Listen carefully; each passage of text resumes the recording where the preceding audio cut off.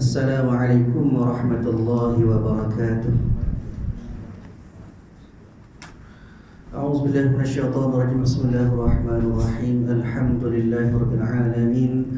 Wassalatu wassalamu ala asyrafil anbiya'i wal mursalin sayyidina maulana wa nabiyyina wa habibina wa syafi'ina wa qudwatina wa uswatina Muhammadin sallallahu alaihi wasallam wa ala alihi wa ashabihi ajma'in. Allahumma faqihna fid din waftah alaina futuhal arifin waj'al a'malana khalisatan liwajhikal karim ya arhamar rahimin. Allahumma iftah alaina hikmatak wa anshur alaina min khazain rahmatika ya arhamar rahimin. Rabbi shrah li sadri wa yassir li amri wa hlul 'uqdatam min lisani yafqahu qawli walhamdulillahi rabbil alamin. Amin. Qala al-musannif rahimahullahu ta'ala wa nafa'ana wa iyyakum bi'ulumihi fid dharain amin. Alhamdulillah, pertama selamanya marilah sama-sama kita panjatkan setinggi-tinggi kesyukuran kita ke hadrat Allah Subhanahu wa taala kerana pada malam ini Allah taala masih lagi memberikan kesempatan kepada kita. Allah taala masih lagi memberikan peluang kepada kita. Allah Ta'ala masih lagi memanjangkan umur kita. Allah Ta'ala diberikan kepada kita segala nikmat yang diberikan kepada sekalian hamba-hambanya. Daripada nikmat kesihatan yang sempurna, sihat tu badai, boleh pakat-pakat mari belaka ke rumah Allah Ta'ala ini, boleh sama-sama beribadat kepada Allah, boleh semaya berjamaah, kemudian boleh masuk ataupun boleh duduk sama-sama dalam majlis ilmu yang dikatakan sebagai Raudhatun min Riyadil Jannah, satu taman daripada taman-taman syurga. Dalam pada itu Allah Ta'ala panjangkan umur kita. Bila mana beramai lagi sahabat kita di luar sana yang Allah Ta'ala panggil jemput awal lagi. Allah panjangkan umur kita tidak lain tidak bukan sebagai salah satu peluang kepada kita untuk kita terus beribadat kepada Allah. Kemudian dalam masa yang sama Allah Ta'ala nak kita bertaubat kepada Allah Ta'ala atas segala dosa-dosa, noda-noda kita dengan Allah Ta'ala. Mudah-mudahan kehidupan kita, segala amal perbuatan kita, daripada segala ibadat kita diterima oleh Allah Ta'ala dan juga dijadikan kita daripada kalangan hamba-hamba Allah yang sentiasa diredai oleh Allah Ta'ala, insya-Allah. Tuan-tuan, puan-puan yang dirahmati oleh Allah Subhanahu wa Ta'ala, insya-Allah pada malam ini kita sambung lagi dalam kitab Fiqhus Shalah pada muka surat 26. Kita masih lagi berada ataupun kita masih lagi membincangkan apa yang dikatakan sebagai hikmat solat ataupun kelebihan-kelebihan solat, faedah-faedah solat yang kita dapat ataupun yang kita peroleh bila mana kita jaga semaya kita. Dia diperoleh ataupun kita dapat bagi orang-orang yang jaga semaya. Orang-orang yang tidak jaga semaya dia tidak akan dapat hikmat semaya. Sebab itulah tuan-tuan puan-puan, perlu kita jaga semaya kita. Barulah kita dapat kemanisan ataupun halawah fis shalah, kemanisan-kemanisan dalam semaya. Itulah yang dikatakan sebagai ulama-ulama pada zaman dahulu, bila semaya dia jadi sukur, jadi sedap, seronoknya dia semaya. Kenapa? Kerana manisnya dia semaya, dia beribadat kepada Allah. Kita semaya dalam keadaan kita memaksakan diri.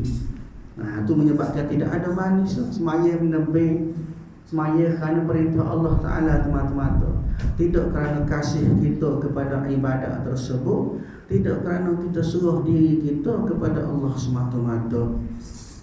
Baik, muka surat 26 kita pergi pada yang ke-11.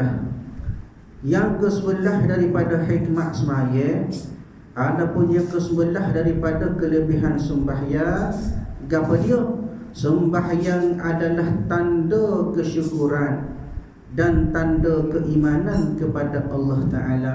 Kita nak tengok seseorang itu, adakah dia beriman ataupun dia bersyukur kepada Allah Ta'ala, ialah dengan semaya. Kita tahu orang itu semaya, maka dia bersyukur kepada Allah Ta'ala. Kalau kita kata kita syukur atas segala yang Allah Ta'ala beri kepada kita, Daripada nikmat Allah Ta'ala beri kepada kita, kita kata kita syukur, tapi dalam masa yang sama kita tidak semayang, maka dikira kita tidak sebagai la syukra kamilan, tidak dikira orang yang bersyukur secara sempurna, tapi hanya sekadar pada lafaz semata-mata. Tadi kita nak zahirkan kepada Allah Ta'ala, kita nak tunjuk kita beriman kepada Allah Ta'ala, kita nak tunjuk kita syukur kepada Allah Ta'ala, ialah dengan cara kita semayang. Dia sabda Nabi SAW, likulli syai'in alam wa alamul iman as-salatu. Ada satu hadis Nabi SAW, Nabi kata, setiap sesuatu itu tanda, ada tandanya, dan tanda iman itu ialah sembahyang. Maknanya tanda iman, tanda syukur atas keimanan yang Allah Ta'ala beri kepada kita. Sebab itulah syukur ni sebenarnya satu aspek ataupun satu benda yang luas. Dia bukan sahabat kita syukur terima kasih lah, amal syukur banyak orang yang kita. Itu syukur lafaz semata-mata. Adapun syukur, kalau kita tengok pada segi bahasa ataupun kaedah bahasa Arab, dia panggil fil lughah. Dalam bahasa, syukur-syukur ni kata ulama ialah suatu tindak balas yang baik, sama ada melalui perkataan atau perbuatan yang baik terhadap kebaikan yang diterima, kemudian kita hargai kebaikan tersebut. Itu dipanggil syukur. Maknanya syukur bukan sekadar dengan lafaz mulut semata-mata, bukan kita ucap terima kasih semata-mata, dia bukan kita ucap syukur semata-mata, tetapi ialah bagaimana respon kita, bagaimana keadaan kita bila mana kita terima nikmat tersebut. Kalau sekadar lafaz semata-mata, maka tidak kira syukur. Hak syukurnya bila kita sebut terima kasih, bila kita sebut tanda kesyukuran kita kepada Allah, kemudian kita susuli dengan tindakan kita. Maknanya kita syukur nikmat Allah Ta'ala beri kepada kita, maka kita pun semayang. Itu tanda kita syukur. Bukan sekadar lafaz ataupun dari segi sebutan mulut kita semata-mata terima kasih ya Allah atas nikmat. Kadang-kadang orang ni dia dalam Facebook lah, dalam Facebook, dalam WhatsApp tulis syukur pada Allah Ta'ala beri nikmat sekian. Dia maknanya sekadar yang disebut semata-mata.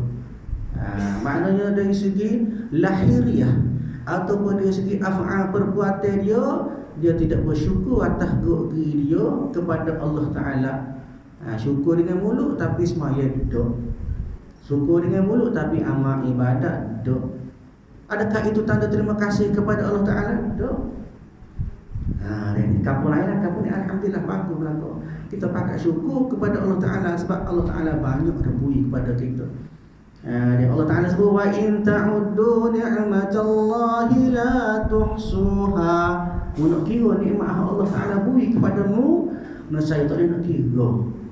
Marilah kalkulator 200,000 sekalipun tak boleh nak kira daripada segala nikmat Allah Ta'ala beri kepada kita. Sebagaimana disebut oleh para ulama rahimahullah ta'ala, satu cerita, ceritanya berlaku pada salah seorang ulama ataupun ahli sufi yang digelar ataupun nama dia Barsisa Al-Abid.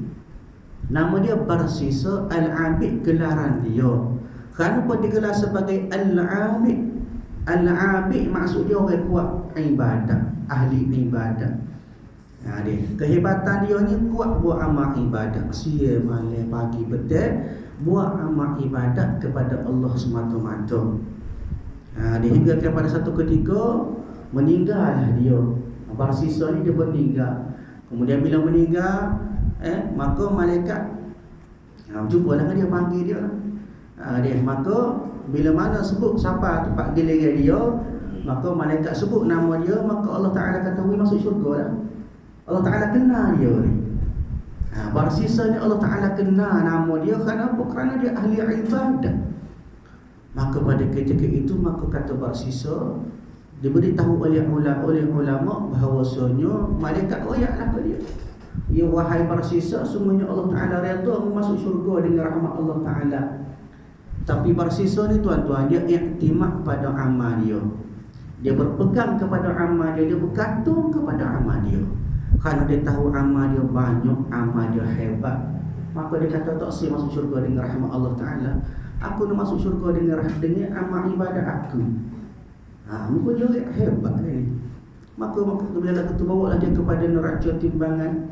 Dan ni letak ni atas ni segala amal ibadat dia, tok sebelah kanan degung berat amal dia. Dan juga ahli ibadat. Dan ni maka pada ketika itu dia rasa bangga dengan amal ibadat dia. Dan dia rasa yakin bila masuk syurga dah kerana amal aku ni. Maka bila ragu tu kata malaikat, lagu mana kita nak buat? Bila tanya kepada Allah Ta'ala kata, mu cabut sebutir nikmat mata aku beri ke dia untuk atas nimbel. Dicabut sebutir mata bar sisa letak atas nimbel, maka degung berat lagi nikmat mata Allah Ta'ala beri. Tercapuk segala amal ibadat dia dalam neraca sebelah lagi tu, capuk. Dia nak ayatnya di sini tuan-tuan, walaupun amal sehebat mana sekalipun, tapi nak balas dengan nikmat Allah Ta'ala pun tak boleh. Dia nak bayar secara mana tak boleh. Sebab itu kita kena syukur Allah Ta'ala beri nikmat kepada kita, cukup sempurna sifat, sempurna keadaan kita, anggota tubuh badan, nikmat sihat. Dan nikmat dua, nikmat yang terbesar, nikmat iman dan nikmat Islam. Nikmat yang paling kita kena syukur dalam keadaan kita Islam, kemudian dalam masa yang sama kita beriman kepada Allah. Islam saja tak sih. Naknya Islam dan beriman. Tambah lagi dalam bahagian usul, dalam bahagian tasawuf, iaitu ihsan. Iman, Islam, ihsan. Bahasa kita, bahasa pondok dia sebut ilmu tasawuf, ilmu fiqh dan juga ilmu usuluddin. Barulah melengkapi. Maknanya dalam keadaan kita Islam, kita beriman kepada Allah Ta'ala, dalam masa sama kita tak lupa tanggungjawab ihsan kepada diri kita dan sesama masyarakat dan sesama makhluk. Maknanya tuan-tuan, syukur pada Allah Ta'ala. Cara syukur, kita sebut dengan lidah kita, kita alhamdulillah kepada Allah Ta'ala, kita tahmid. Dalam masa sama kita semaya kepada Allah Ta'ala. Itu tanda syukur yang sebenar-benar. Ni maknanya setiap daripada perkara ataupun nikmat Allah Ta'ala kita syukur berlaku. Kemudian kita beribadat kepada Allah antaranya dengan cara kita semaya. Ni baik.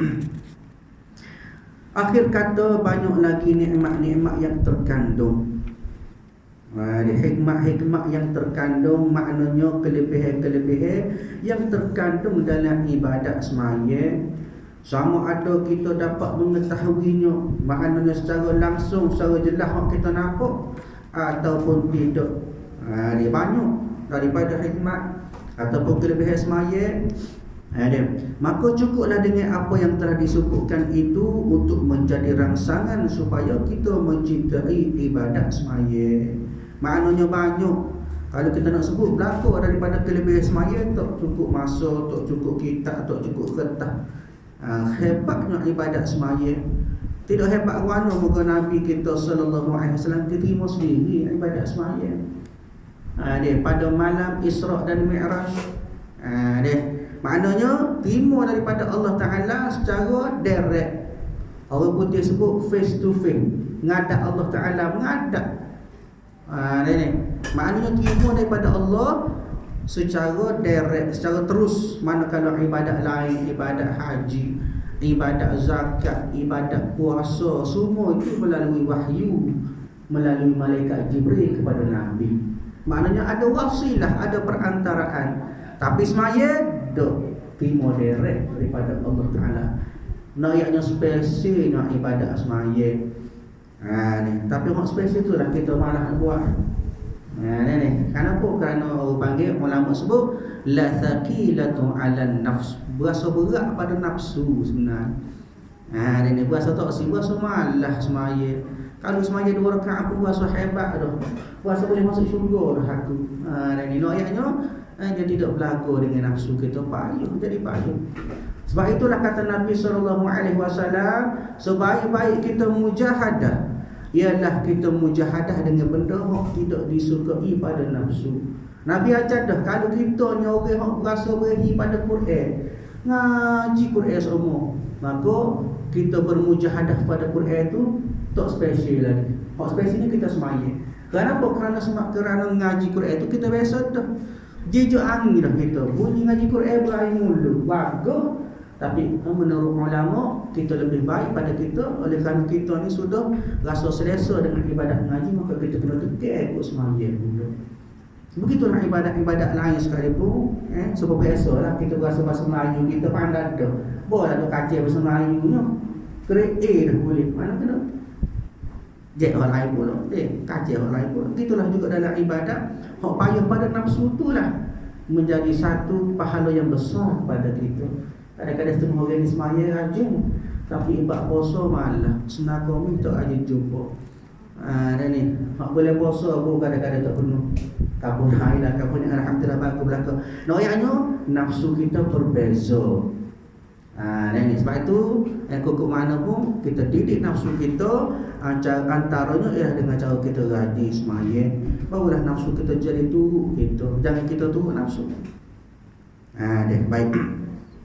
Kesimpulan kata matlamat hikmah tersebut tidak akan terhasil.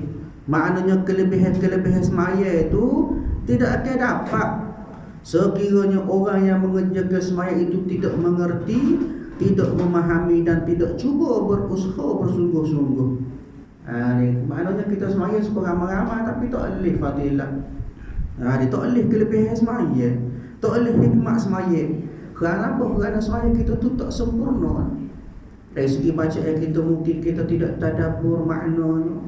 Kadang-kadang dari segi hukum tajwid kita pun tidak kena. Kadang-kadang semaya kita sekadar turut semata-mata.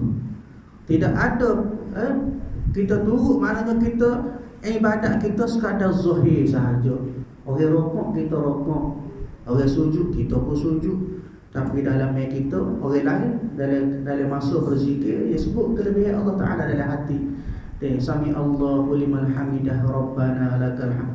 Bila sebut Rabbana lakal hamd, ada Rabbana lakal hamd, maknanya Allah Ta'ala telah memuji, mendengar daripada pujian tersebut. Kita pun mari dalam hati kita, setahu mana kita puji Allah Ta'ala, setahu mana kita memperbesarkan Allah Ta'ala. Allahu Akbar. Allahu Akbar, Allah Maha Besar. Bukan sakat kita sebut Allahu Akbar, hati kita mari perasaan kita membesarkan Allah Ta'ala. Akbar Allah, membesarkan Allah Ta'ala. Begitu juga kita baca Al-Fatihah, Alhamdulillahi Rabbil Alamin. Alhamdulillahi Rabbil Alamin. Syukur, puji kepada Allah Tuhan sekalian alam. Jangan sebut saja hati kita mari perasaan kita syukur, kita puji kepada Allah. Barulah semaya kita berkualiti. Semaya kita dalam masa yang sama kita sebut ayat-ayat Al-Quran, kita faham maksud dia, kita memahami, kita tadabbur makna dia, barulah semaya itu betul-betul dapat mencegah kita daripada perkara fahsyat dan munkar. Kalau semaya kita sekadar kosong, tak ada gapo-gapo, orang semaya kita semaya, orang sudah kita sudah, orang tak turun kita turun dah, betul tak? Tapi noyaknya tidak ada pengisian dalam hati kita kosong. Dia menyebabkan semaya tidak ada nilai di sisi Allah Ta'ala, bahkan tidak ada kesan kepada jiwa kita. Maknanya semaya, hikmat semaya ataupun kelebihan-kelebihan sembahyang akan kita dapat bila mana kita berusaha bersungguh-sungguh untuk kita menghayati dan merealisasikannya dalam kehidupan. Maknanya semaya itulah sebenarnya mendidik kita untuk kita baiki kehidupan kita.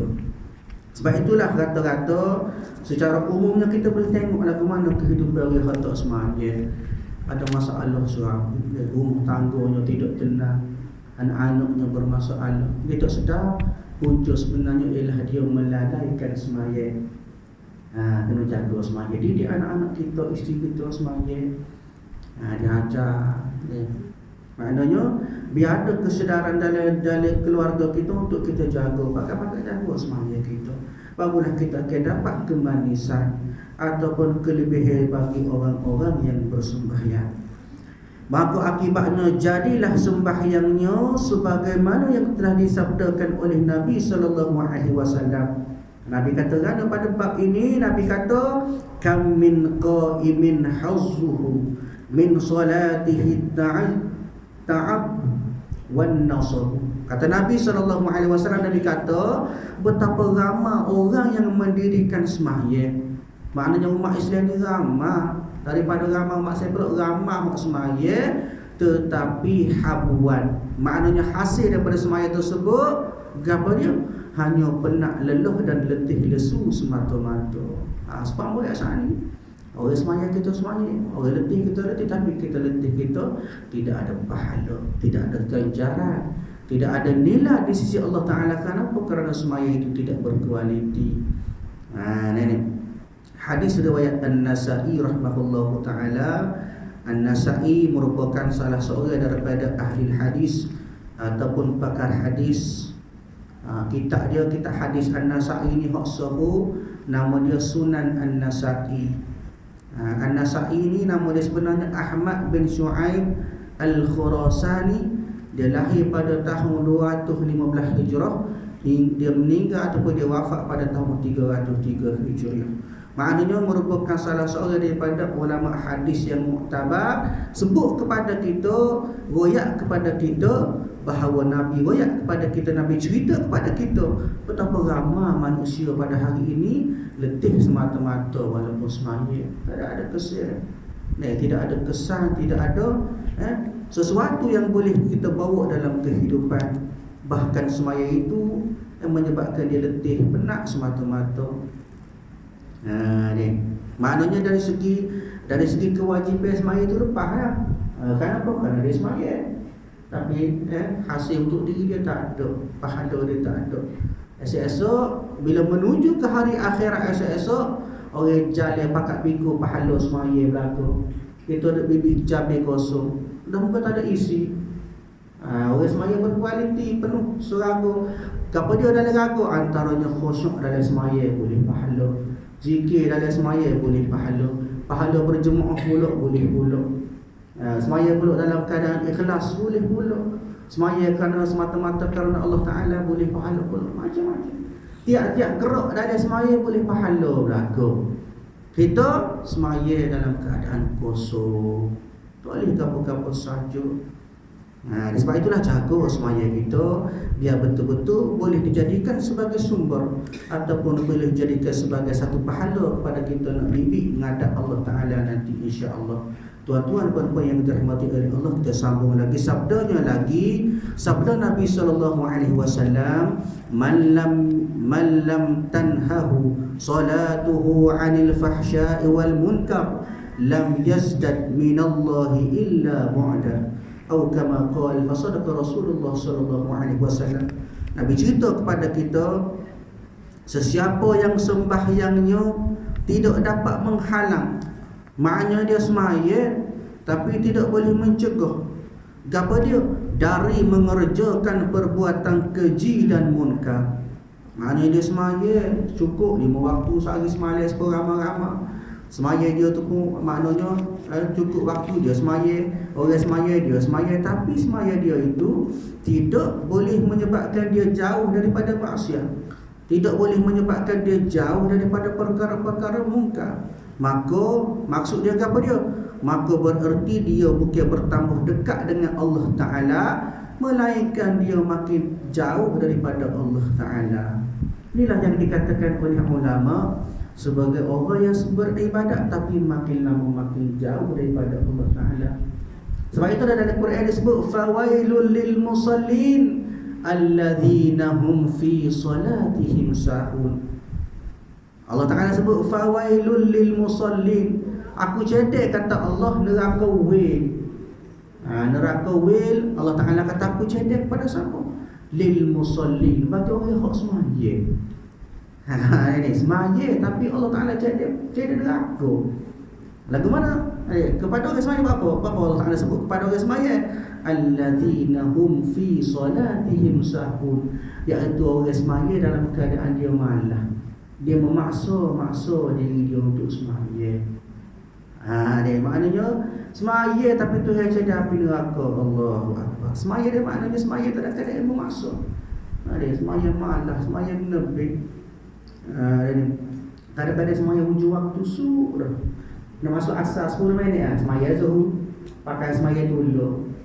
Ulama dulu sembahyang isuk dengan sembahyang subuh sembahyang dulu. Mana lepas pada sembahyang isuk dan sembahyang ibadat semua malam qiyamul lail apa semua, Sembahyang subuh boleh guna air sembahyang yang sama, air wuduk yang sama. Kita lah betul juga. Kenapa 10 minit nak asar sembahyang zuhur? Ini tak ada batas sembahyang masuk asar maka guna wuduk yang sama.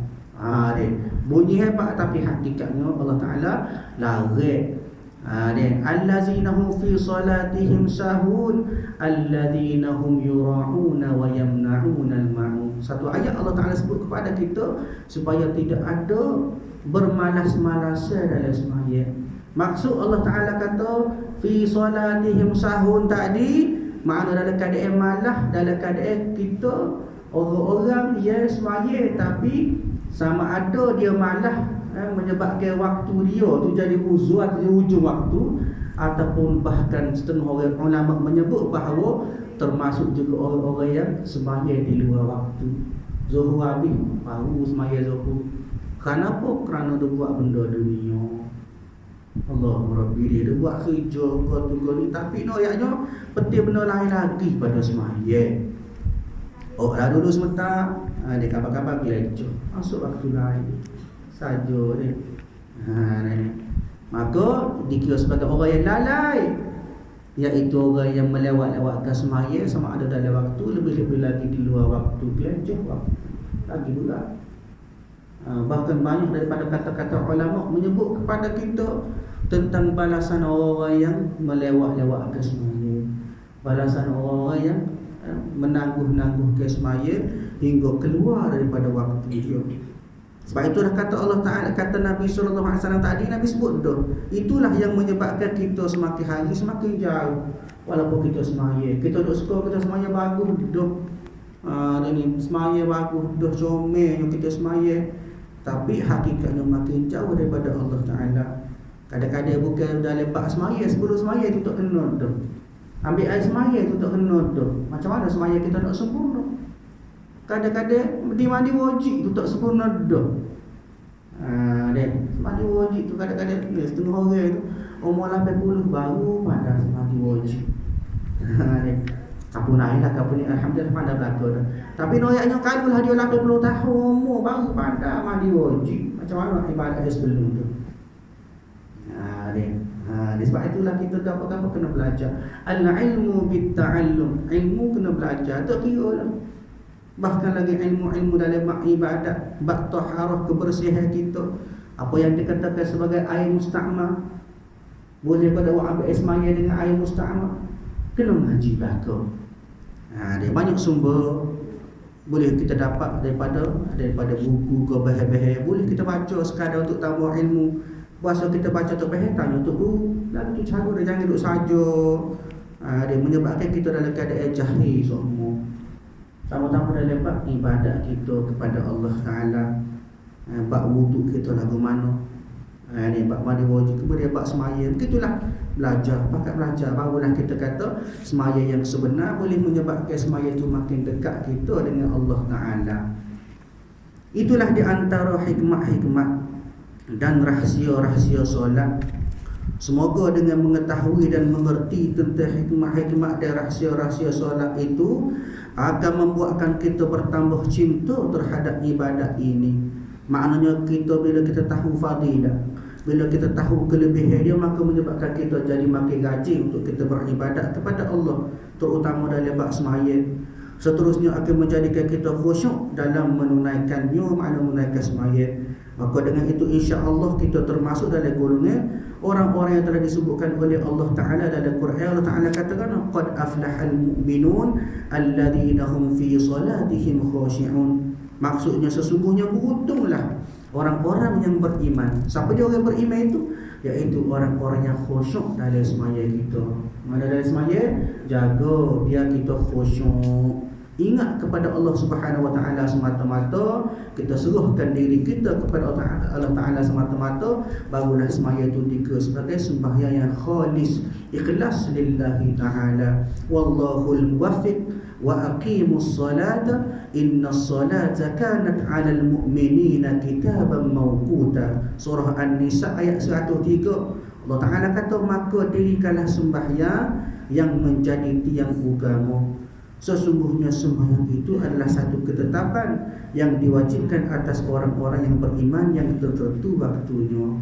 Maknanya selesai sudah pada bab membicarakan tentang kelebihan sembahyang.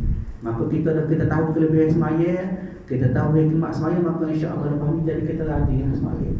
Ini pakai-pakai rajin sembahyang, jaga sembahyang kita supaya sembahyang kita betul-betul boleh diterima oleh Allah sebagai salah satu daripada amal ibadat kita kepada Allah Taala. Baik, bab seterusnya pada muka surat 29, hukum meninggalkan sembahyang. InsyaAllah pada kuliah yang akan datang kita akan bincang, kita akan sebut apa yang dikatakan sebagai hukum dia, lagu mana orang yang meninggalkan sembahyang. InsyaAllah kita sambung pada kuliah yang akan datang. A'udzubillahi minasyaitonirrajim. Bismillahirrahmanirrahim. Alhamdulillahirabbil alamin wassalatu wassalamu ala asyrafil anbiya'i wal mursalin wa ala alihi wa ashabihi ajma'in. Allahumma inna nas'aluka ridhaka wal jannah wa na'udzubika min sakhatika wan nar. Allahumma innaka 'afuwun karimun tuhibbul 'afwa fa'fu 'anna wa 'an walidina wa 'an jami'il muslimina wal muslimat wal mu'minina wal mu'minat bi rahmatika ya arhamar rahimin. Allahumma rabbana atina fid dunya hasanah wa fil akhirati hasanah wa qina 'adzaban nar. Wa sallallahu ala sayyidina Muhammad wa ala alihi wa ashabihi ajma'in walhamdulillahi rabbil alamin. Assalamualaikum warahmatullahi wabarakatuh.